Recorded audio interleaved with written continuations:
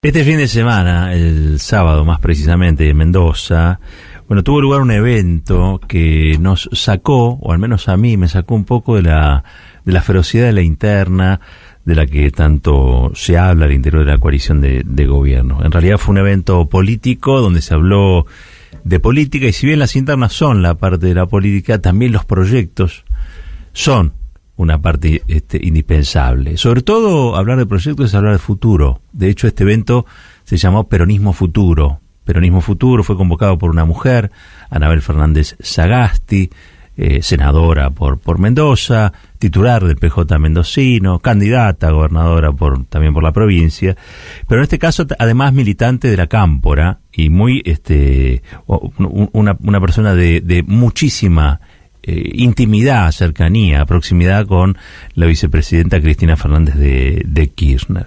Ella convocó ayer a la provincia a debatir una especie de actualización doctrinaria del peronismo, bajo este lema, les decía, Peronismo Futuro, y lo sorprendente fue que aparecieron algunos nombres que quizá no parecieran tan asociables, ¿no?, a este armado, a un armado que tenga como referencia a Cristina Fernández de Kirchner, a un armado que tenga como referencia a Anabel Fernández Sagasti, un armado a que tenga como orador de Sier nada más y nada menos que a Guado de Pedro, el ministro del Interior, también militante de la Cámpora. ¿Quiénes estaban ahí?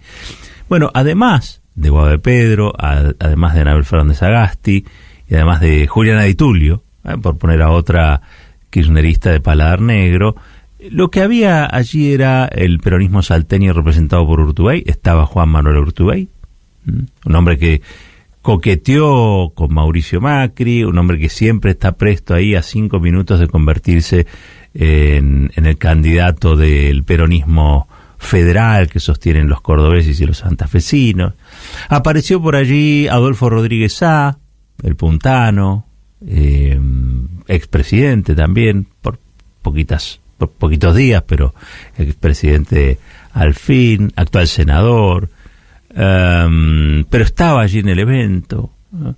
Lucía Corpacci, la ex gobernadora de Catamarca, Raúl Mayans, hombre de Gilles d'Infrán, de Formosa, y hablaron, mandaron por streaming, participaron por streaming, Axel Kicillof, el gobernador de la provincia más grande del país, Gabriel Catopodis, el albertista, por decirlo, para ubicarlo dentro de la coalición, un hombre de extrema confianza del presidente Fernández, que tuvo palabras muy interesantes, y también Sergio Massa. Estuvo además otro que coquetea cada tanto con ese peronismo, entre comillas, racional, moderno, despojado de sus aristas más combativas, de Sergio Uñac, el gobernador de San Juan. Hay que decir que Uñac había estado también en el acto del presidente un día antes, pero lo importante fue la convocatoria, pero ¿quiénes participaron? Hay mucha gente que dice, no, pero ¿cómo puede ser Urtubey, Rodríguez Sá, Uñac, esos van a traicionar? Bueno, algunas reflexiones en relación a eso. Una, el peronismo puro no existe. Por definición no existe el peronismo puro, ¿no? Más allá de las 20 verdades, más allá de las 3 banderas, cuando uno va a la constitución del peronismo, al momento cero del peronismo, la verdad es que es una confluencia de varios muy distintos, ¿no? Había radicales, socialistas, comunistas, sindicalistas, anarquistas, apolíticos, militares. El origen, el punto cero, el kilómetro cero del peronismo es fundamentalmente plural, diverso, ¿sí? Con lo cual, en cualquier cónclave peronista es probable que se junten el agua y el aceite. Lo que siempre va a estar en discusión es qué es lo que predomina en esos frentes, ¿no? Por ejemplo, en el año 1973, cuando Perón hace el Frente Justicialista de Liberación, el FREJULI, dentro de ese frente también estaba el Partido Conservador y también estaba el Movimiento de Integración y Desarrollo de Frondizi y Frigerio. Entonces uno puede decir, pero ¿cómo Perón dejó que estuvieran ahí tipos que lo habían traicionado, como Frondizi? ¿Cómo sumó a los conservadores y el peronismo es un movimiento revolucionario? Bueno, hay, insisto, en la genética un tanto convulsa del peronismo, un permanente apostar a la convivencia con lo distinto, dentro de, obviamente, una mirada común de ciertos asuntos, ¿no? Que puede ser la economía, puede ser el concepto de nación, puede ser incluso hasta la propia identidad peronista.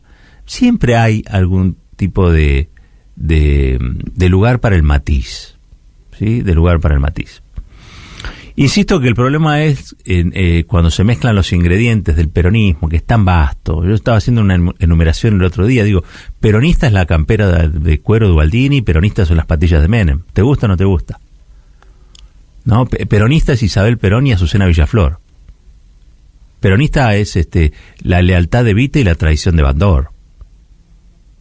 Peronista es Néstor Kirchner y Duhalde también. Digo, cuando uno piensa en peronismo, lo peor que puede hacer es pensar en un peronismo homogéneo, galvanizado, estructurado y sin matices, ni recovecos, ni bajorrelieves. Al contrario, el peronismo es fundamentalmente esa posibilidad en la que sí, esté Rodríguez A, sí, esté Urtubey, pero el que cierre sea nada más y nada menos que Guado de Pedro, que hizo un discurso muy llamativo. Todos, el de Lucía Corpazzi también yo lo rescaté, de los que pude escuchar el sábado, porque ver a peronistas en el medio de lo que es evidentemente una gran tensión, y incluso con aires de divisionismo, ver a peronistas discutir el futuro. Porque del peronismo del pasado sabemos un montón. Ahora, del peronismo del futuro ignoramos todo. Entonces verlos pensar que el siglo que viene ya no es de Estados Unidos, es de China, por lo tanto tenemos que ver cómo hacemos para salir por el Pacífico, hacia el Pacífico, ya no tanto por el Atlántico, sino hacia el Pacífico, para comerciar con Asia, con Eurasia. Dije, bueno, pará, acá hay una idea, porque vos, evidentemente, el puerto de Buenos Aires ya no te va a servir tanto como te sirve ahora.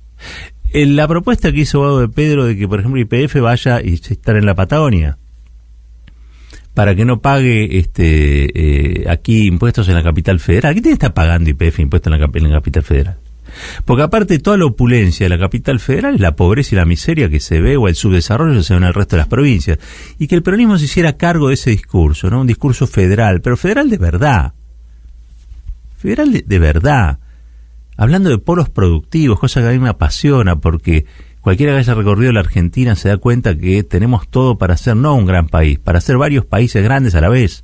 Es impresionante. No solamente los recursos naturales, la gente, ahora tenemos universidades en todos lados, tenemos que mejorar la conectividad por internet también, pero la conectividad de los caminos, todavía hace falta mucho hay muchas cosas por hacer para que la Argentina pueda, por ejemplo, duplicar su PBI. Que ese es un problema que tenemos, ¿no? Porque la población aumentó casi un 20%, pero nuestro PBI sigue siendo el mismo. Entonces ahí tenemos un problema, tenés que duplicar el PBI. Y eso se habló en un encuentro político de esa magnitud y con esa gente tan dispar. Yo tengo un pedacito del discurso de Guado, a título de ilustración sonora, les quiero hacer escuchar algo de lo que dijo Guado de Pedro Mendozales. Lo que estamos discutiendo a nivel interno tiene que ver cómo resolver cómo se resuelven los problemas de la inflación y de la recuperación del poder adquisitivo. El peronismo y el kirchnerismo son uno. Bueno, algunos creyeron ver allí el lanzamiento de una candidatura que sería la de Guado de Pedro. Guado de Pedro no me parece ya no oculta que pretende ser candidato a presidente en algún momento. A mí me encanta que haya toda una generación nueva, Axel en provincia, bueno, Guado mismo, varios de los que estaban ahí, incluso Uñac, o hasta Urtubey. Es toda una generación, una nueva camada, sí, que está haciendo política, que está llegando a lugares de responsabilidad en materia de gestión y que en este caso yo creo que están apostando, esto que ocurrió en Mendoza me parece que están apostando a construir una especie de centro político entre la extremada mesura del Ejecutivo y la radicalidad que propone la Cámpora. Bueno, buscar un punto medio allí posible para ordenar, un eje ordenador para el peronismo de cara a la elección. El peronismo, probablemente haya una hegemonía kirchnerista en el peronismo que no sea fácilmente derrotable para los demás. Esto es una realidad. Realidad que quizás terminan asumiendo muchos, ¿no? No sé, Rodríguez A. O quizá termina asumiéndola el resto, digamos, de los peronismos provinciales, no sé, Bordet o Perotti. Schiaretti es un poco más difícil, porque Schiaretti hace su propio juego. Pero, digo, esa hegemonía me parece que va a estar dada. Ahora, esa hegemonía va a tener una intencionalidad y una cara, digamos, ¿no? Y quizá no sea esa hegemonía kirchnerista expresada por la radicalidad, sino por algo que esté más al centro del dispositivo.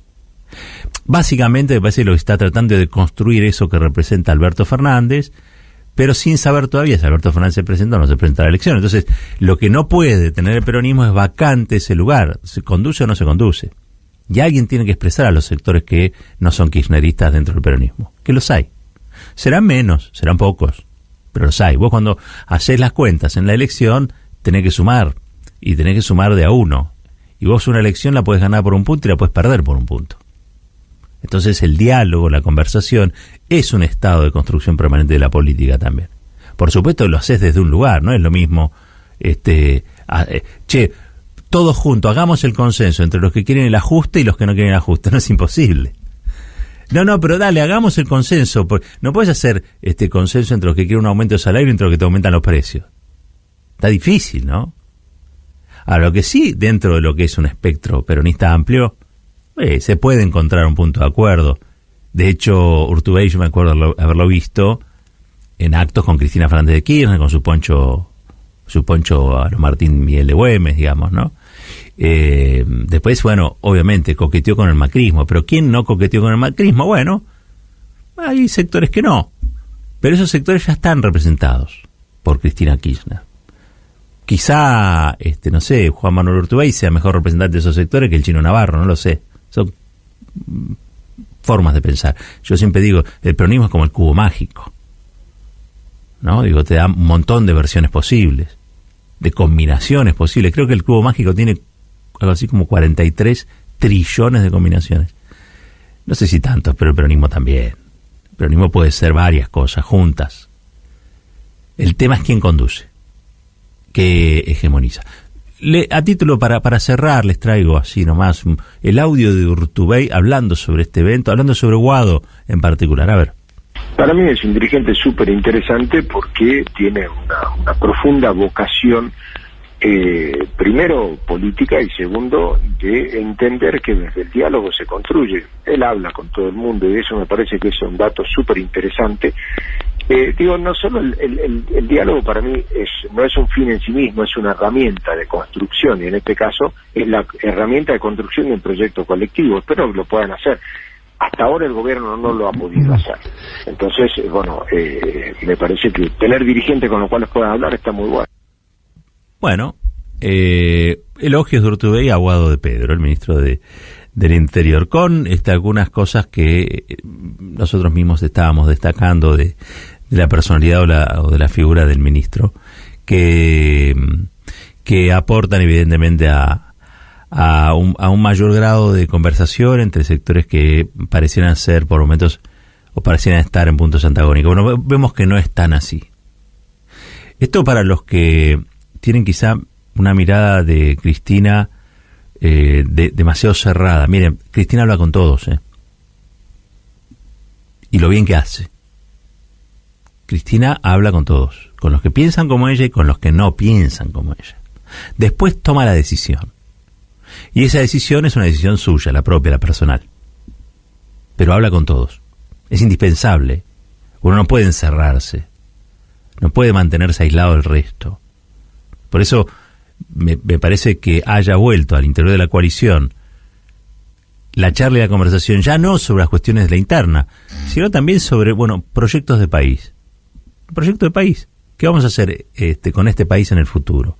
Se lo empezó a preguntar el peronismo en este tiempo, se lo empezó a preguntar este sábado allí en Mendoza. Son preguntas que no tienen respuestas ya resueltas, sino que están en tránsito a obtener sus contestaciones. Eso va a ocurrir, eso está ocurriendo. Entre todas las cosas que suceden, esto que pasó es muy bueno. No importa después qué es lo que vaya a ser, quién es candidato, todo eso es un tema aparte. Lo que se da es un proceso, y ese proceso inaugurado, me parece a mí, es muy virtuoso. Es muy virtuoso, lo saca de la cosa estanca al peronismo, del no se puede, de la impotencia, del posibilismo, y le da hambre de poder. Hambre de poder, hambre de gloria. Eso le da al peronismo, le vuelve a dar al peronismo, porque en política el hambre de poder y de gloria es un poco el alma de todas las cosas. Y eso se vio allí en Mendoza. Hay que ver cómo sigue esta historia, pero estemos atentos, porque da la impresión de ser el primer paso de una larga marcha con un objetivo que ojalá sea el de la felicidad del pueblo y la grandeza de la patria.